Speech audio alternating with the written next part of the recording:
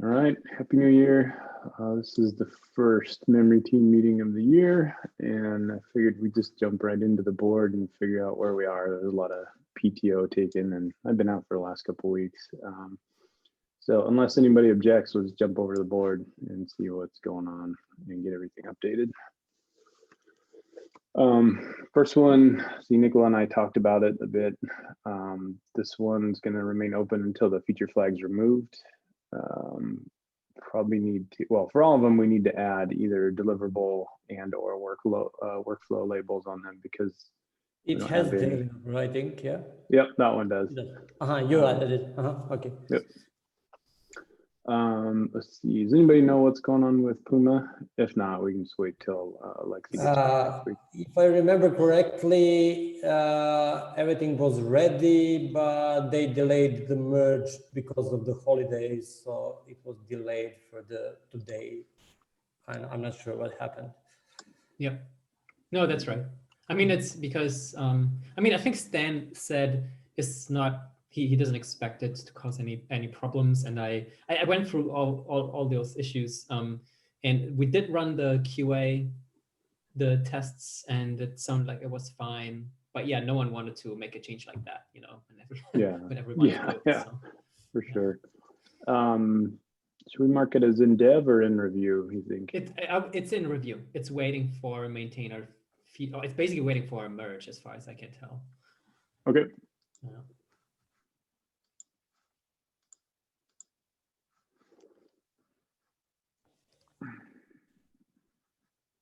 All right, Matthias, this one's yours.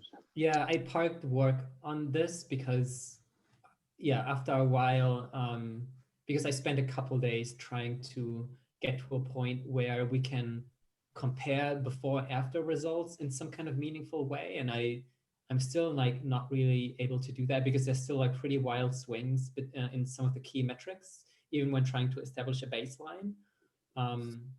Which is kind of a big deal because I think we've kind of relied on these perf test results in the past to say, oh, it's fine, you know, like, and like it's so unpredictable. Like I see swings like with no change at all. I see swings of like 6%, you know, in like memory use or something like this. That's not small. You know, with an app that consumes, you know, north of a gigabyte per worker, that's not small. So I wanted to talk to Camille and Alexi about it. They said they might have some ideas as well. So I switched to other topics for now. Okay. Should we mark this one as blocked for now then, or just leave it as it is? No, I mean, it's not blocked by anything. It's really just, I'm looking for help here. I need some, like, I've looked at this for too long as well. I kind of would like to get a second opinion on like some like fresh eyes on this, like maybe how we can approach it, because maybe we should just approach it totally differently, you know. Okay. Or maybe we should just be a bit more brave and just pick out things that we intuitively feel might move the needle in the right direction, and then just find a way to safely deploy it into prod, rather than getting hung up on like all these performance test suite stuff, you know, is another option. But I don't want to do this like, yeah, I want to talk over this with the folks on the team. Okay. Camille said like he might have some time tomorrow to talk about it. Yeah, I was going to say you have office hours tomorrow. Maybe that's a good topic for then. Yeah, that sounds good. Yes, Matthias, let's use office hours tomorrow for that and see like what we can came up with that. All right, Nicola. Yep. Yeah, this one I prepared the POC for it and proposed the mechanism how it should work. So I don't know, I will probably need to sync with Camille and maybe like hear his opinion, and it's in review. I'm not like doing anything with it anymore. Maybe I can also run some specs and compare the memory consumption, but I guess that's not that much important because this is just an example how we should selectively load some part of the code. So we will see if this is the like right approach, then we can proceed to the next step, or we will park it here. So I guess after the review, we can close it. So I mean, my question is really like about our expectations for 13.8, which is like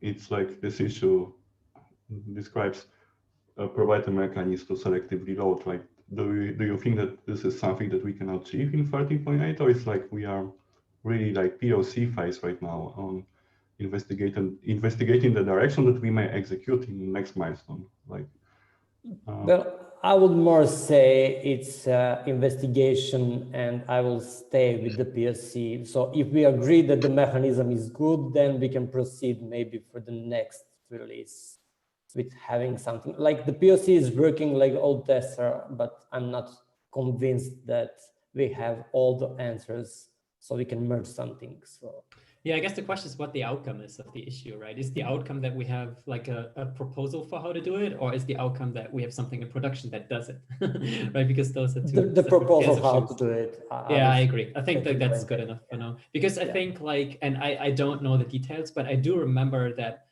Rails engines got a fair amount of criticism as well back in the days, because they might introduce other problems to the code base, which have nothing to do with like us looking to separate out graph loading. It will affect the architecture of the app.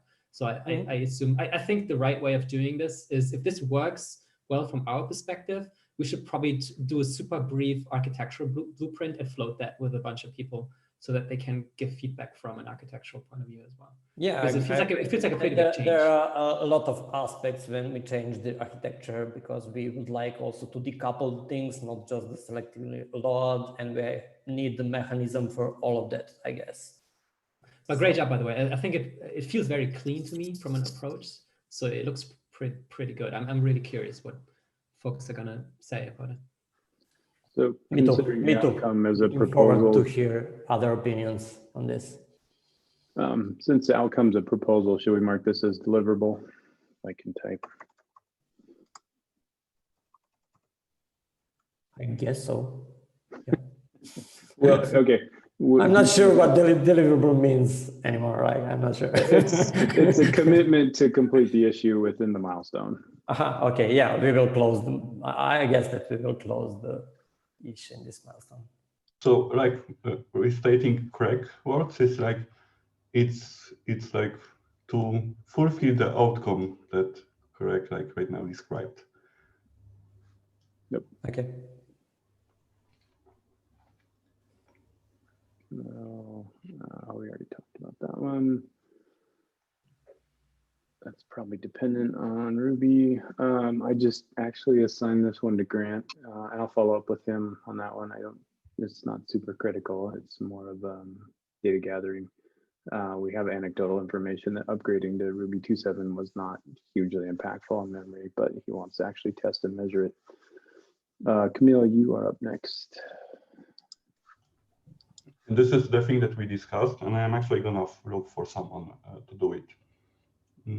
About from the technical writer team. So I still haven't been able to sit to that since the last time we talked about it. So leave it for me, but I'm gonna find someone for that. And Fabian, we had this one. Yeah, so I think the other team has agreed to a handover session. I still have to schedule that one. We'll remind them to read the docs, but I think that would be a 30-minute affair of here is this. Matthias can hopefully answer any immediate questions, and then I think we can close this out. I mean, it's documented. I don't think this is an issue, but okay. I still need to schedule it. Sounds good. This one is not assigned. Is anybody going to pick it up? Does anybody have bandwidth in the next 2 weeks, which is what we have left in the milestone? Yeah, I might within the next 2 weeks. I'm not sure. I mean, I have some context on it. Okay. Let's leave it in for now. We can always toss it out. If by next week we don't have anyone. Yeah. If it remains in the same status next week, we'll move it on to 13.9. All right, Camille. No really progress on that one. I asked for some clarification from the op on like what is happening, but I got the answer, but like not conclusive. So I need to ask again with more detailed explanation what I'm looking for. Okay. Matthias. Yeah, and that's what I'm working on right now. Because there wasn't anything immediately for me to do. So Alexei handed over the GitLab Exporter stuff to me, but he had like 3 or 4 open MRs and there was nothing immediately to do. So I looked for the next step there. And I found this to be probably the next most actionable one. And it's a bit chunkier. So I wanted to make some progress there. It's basically, there's at least 2 metrics we know of that GitLab Exporter currently exports around Sidekick. That stuff we alert on as well. So it's quite important. So I have an MR out to move that into the application as well. Yeah, there's some risk attached there because we need to query for this site for this stuff in an efficient way because it's now part of the application. But I'm trying to make it efficient, and yeah, I hope to get some feedback on this soon. Okay. Do you think this will close out in 13.8? I think it can, hopefully. Like if no one sees any like fundamental flaws with the way I go about it, then I think that can be that we should be able to do it. Yeah. This one for Fabian. Yeah, I'm not quite sure right out of the top of my head what the next step here is. I believe I have a meeting scheduled actually for this week with Sarah to discuss the GitLab Exporter and sort of the monitoring impact, or the impact that monitoring has on our memory usage and how we can proceed there. So that's scheduled. And I think the important thing for us is to ensure that that team actually understands the impact they have by turning all of those things on by default, right? And what the potential next steps are for them when they plan for a specific product work, right? And more concretely, if they have any objections to GitLab Exporter actually going away, right? I think I asked if they had any plans with them, but they don't, right? And I think it's just a thing that's sitting around. And I think until we poked, nobody really cared very much. That's sort of my impression. Okay.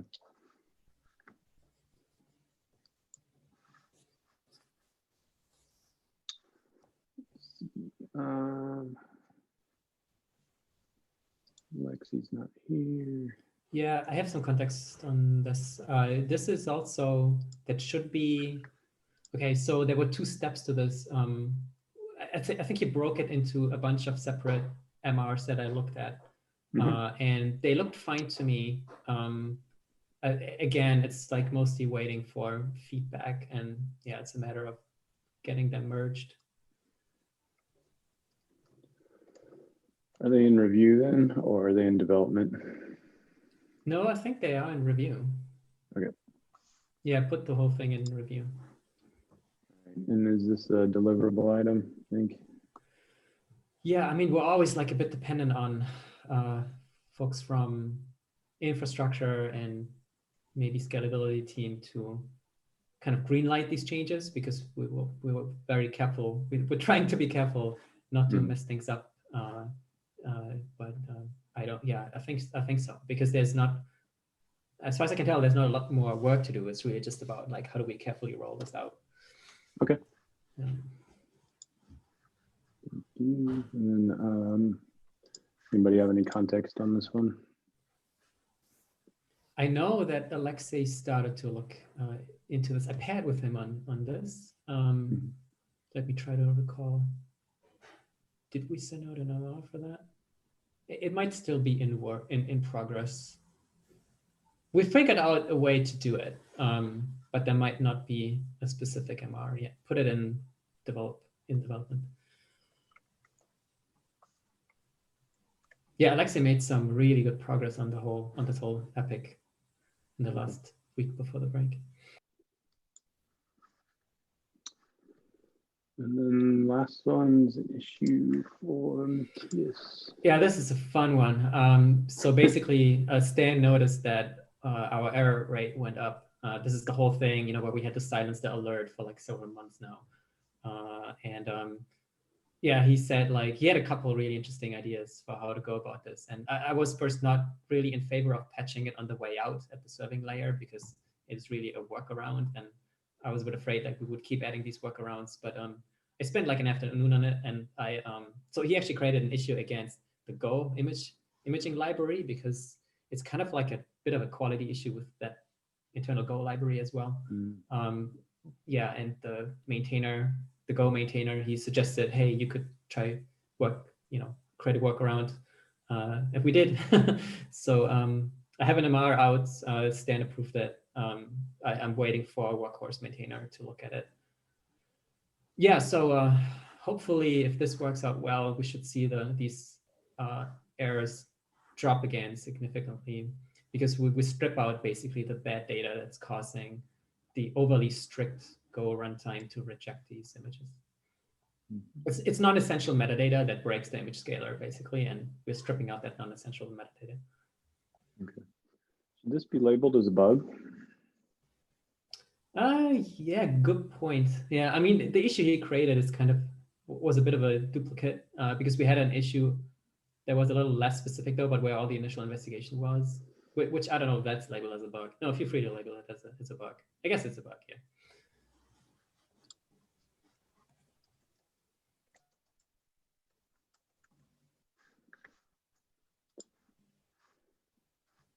That's it for the individual issues themselves. So on the bigger picture side of things, where do we think we'll be at the end of the milestone? And it's probably, if nobody has an idea, then we could talk about it next week. But if the goal for 13.8 was to get us closer to the 2 gig footprint or make some progress on it, what measurable impact will we have within 13.8? Does anybody have an idea? And again, if not, then we can talk about it next week.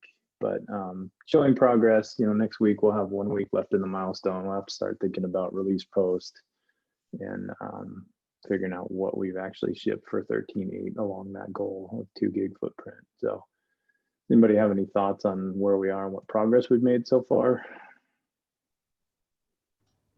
So I'm personally looking very forward to what Matthias is working with the installs, because it's like the first iteration to figure out if we can reduce the memory usage. And we're gonna actually probably figure out also a way to get this baseline comparison.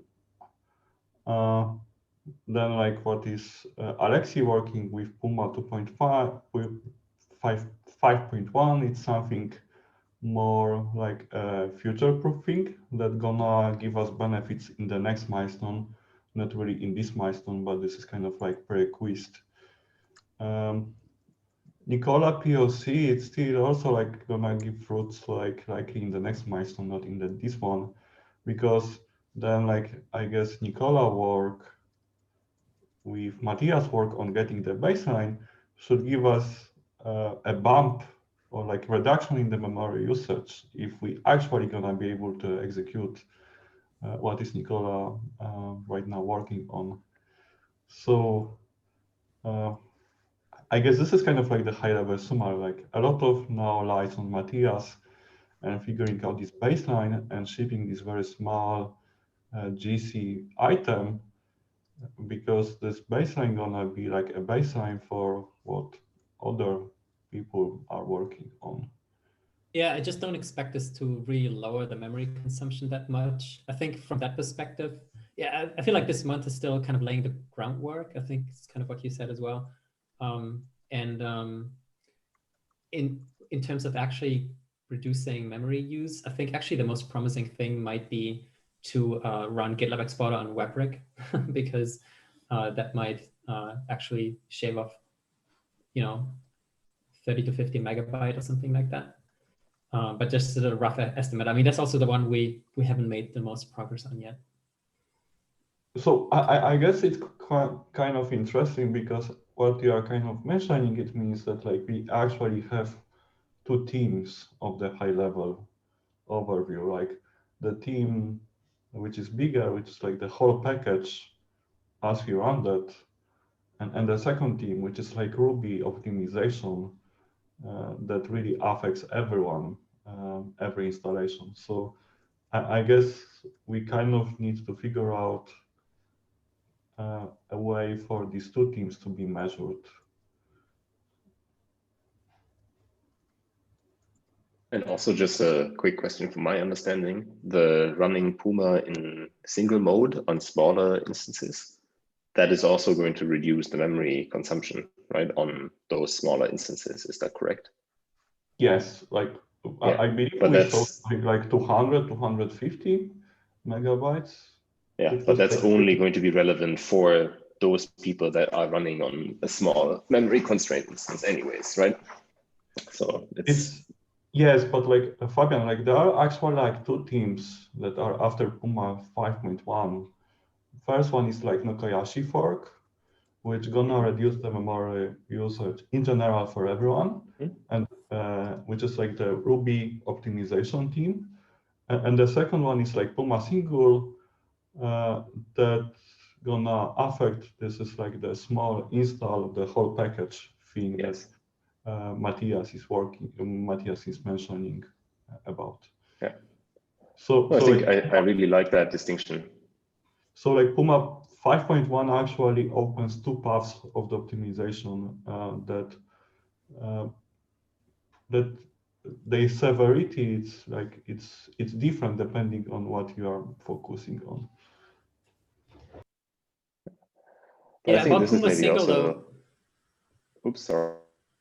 I just wanted to say Puma Single, I'm not sure we'll get it done this month, because I don't think anyone's working on this right now, right? I think we looked at it, but last time I was experimenting with it, it was still a lot of manual work. Like metrics is still broken, for instance. I would say not unlikely, like 0%, but maybe Nokoyashi fork. It's like it's maybe just an egg. So this is like doable if we ship Puma 5.1. Yeah. Yeah, that's just a config switch. But again, I don't think it will save any memory. It just kind of puts the application into like a cleaner memory layout just before forking into workers. But as to like how much that's going to have a lasting effect on lower memory use, I think it will be very small. At least that's what we found when we were looking at this stuff in the research week, right?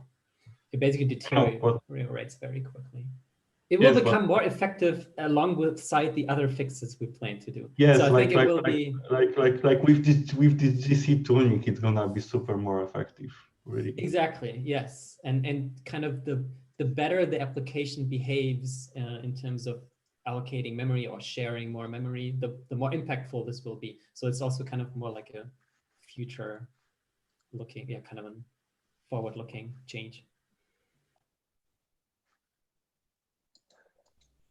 But I think I like how Camille said there are essentially two themes going on. One is maybe more for global changes, right? And then there's one that is specific for memory constrained environments, and they have different impact.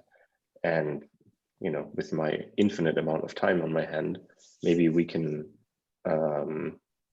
for sort of next week, just tease these two things also apart a little bit more and say like, these are some of the things we're doing specifically, that affect this. And these are some of the other things that we're doing here that have more global impact, because I think both are valuable, but I think that may also help us sort of say, hey, these are things that actually will affect GitLab as a whole, right? And gitlab.com, those are specific things that will have an outsized impact for a small installation.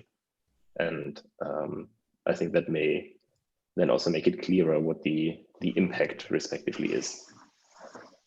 So maybe I'll just try to collect that for my own self and that people can correct me.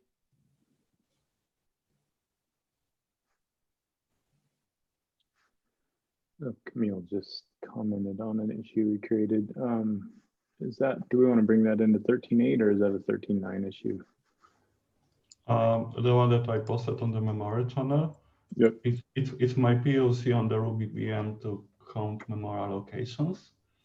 I'm not sure yet. I need to figure out if there is like easier way to ship that, because this could be like one of the ways to measure memory usage by the feature categories and like have, let's say, some indication like how much like the given aspects of the product, how unoptimized they are. So I'm not sure if you understand like the concept behind this issue and behind this MR and what it offers, and like how we could tie that with the feature category. I may describe that in more detail in the issue or now, I guess.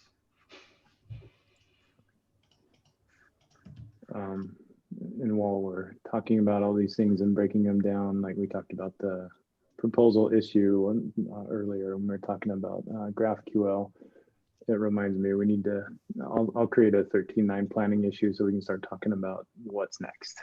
So. I thought it's 2021 and we're all done. Yeah, lots of catching up to do with all the PTO. My to-do list for today is quite long. So that is all we had on the team agenda today. Are there any other topics we need to cover? Just a question from my end. Will we need to use workflow labels from now on? Like the in review? Yeah, that is something that I had planned to talk about for 13.9. So reviewing our processes, you had that proposal for that demonstration of other boards that you use on other teams.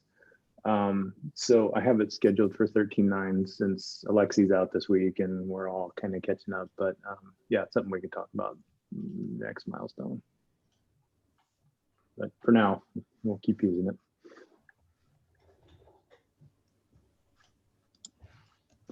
Right, there's nothing else. I think we can call it. Before we go, yeah, I will just chime in quickly. I missed it. So Fabian, did you like, I guess you took over memory group, like that was a recent change, right?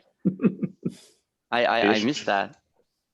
Yeah. Cool. Time flies. I think I'm here now for 2 months, maybe. 2 months, yeah, that sounds about right. Cool. Yeah, I'm just looking like all the time during the meeting. I'm wondering like Fabian is talking about his memory stuff, and I'm like, what does like, I don't know, monitoring and memory has to do with geo? Like maybe he's volunteering. I don't know. Like I have no idea. Now I'm looking at the page, and cool, that's great.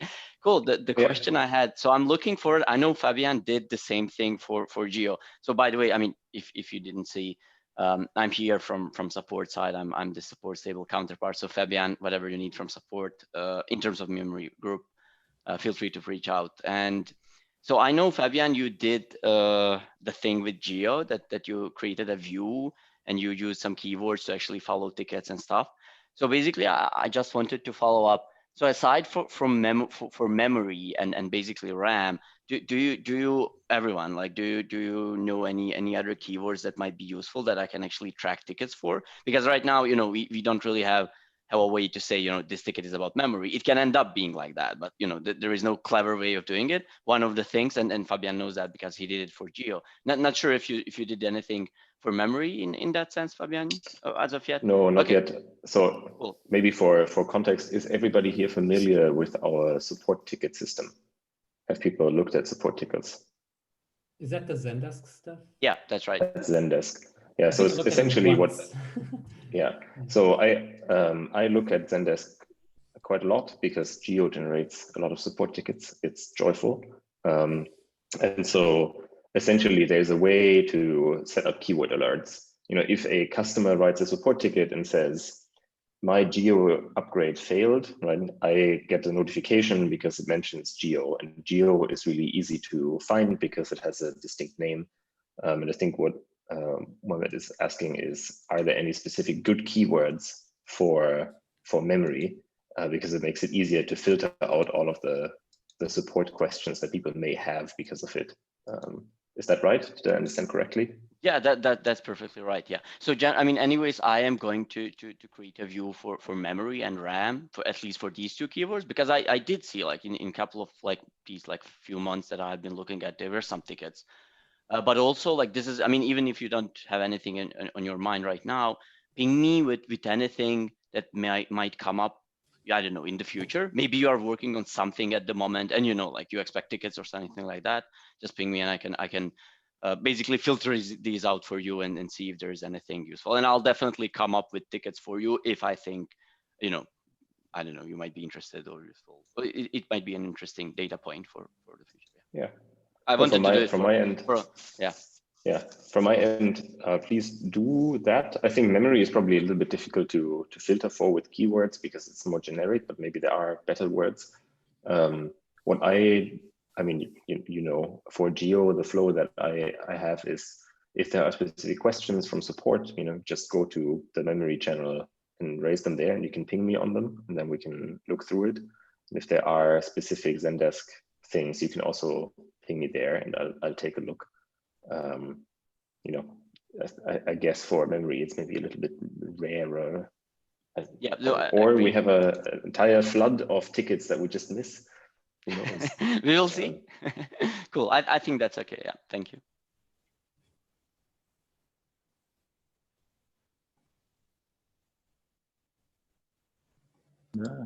Sorry, can't hit the unmute button.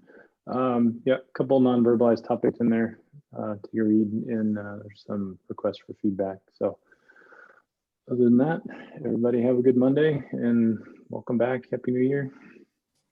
Yeah, Happy New Year. Happy New Year. Bye. See you Bye. soon. Bye.